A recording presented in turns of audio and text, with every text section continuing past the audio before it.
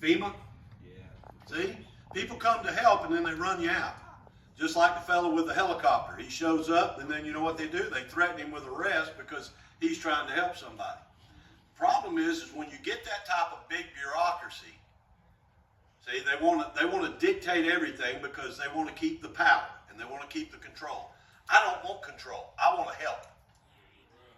And that's the way it should be. We should try to help, get them the material, and if they need something else, hey, you let us know, and if we can help, we'll help. Amen, amen, amen. Don't look at me that way. You get me kind of odd here all of a sudden here. But that's the way it ought to be. And that's the problem when you get government involved. The best thing government could do would be drop off supplies and leave. And then let the local communities handle what the local communities need to do. But they don't do it. They got to, you know, we're from the government. We're here to help. You know the three biggest lies in America, right? You know, that's a preacher saying, I won't preach but just a minute. Hang on. Somebody calling up and going, hey, the check's in the mail.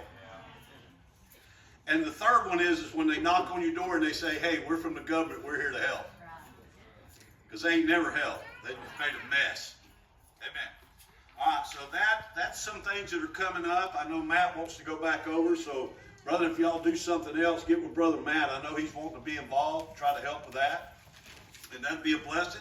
Anybody else, if you want to be involved, if you can't buy something physical, if you want to donate, and we'll get that money, and we will buy supplies as they tell us what they need.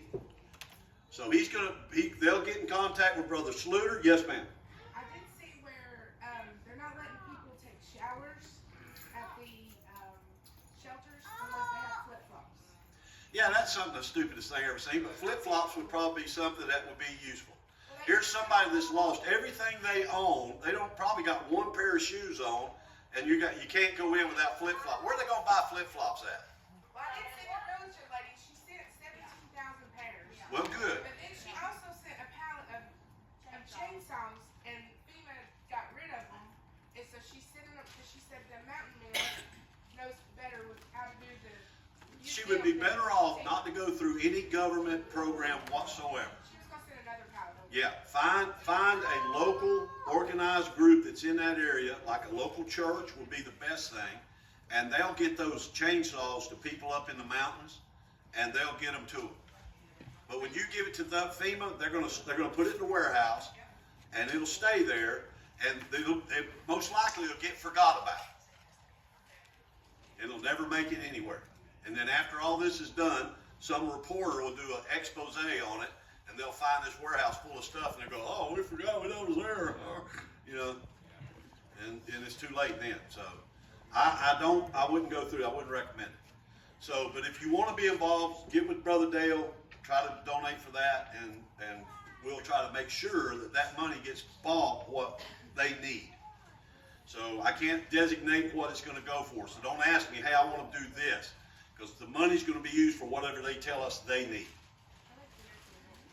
Yes.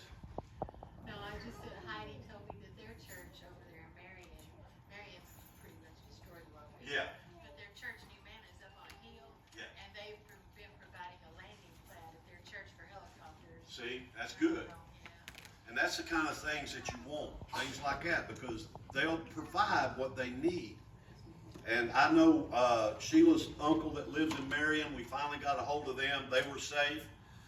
We finally got a hold of all the family, I believe, over there, and everybody's okay. So, but there's a big need over there. No power, no water. Can't get in and out. They're still trying to cut their way in and out. So that's a lot going on. So be prayerful of that. If you want to be involved, get with Brother Dale.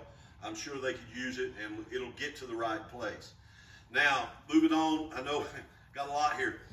Stand Against Abortion today at 2 to 3 out here at Highway 68. I ain't even going to point because I'm probably pointing the wrong way. Out there at Highway 68 and 11.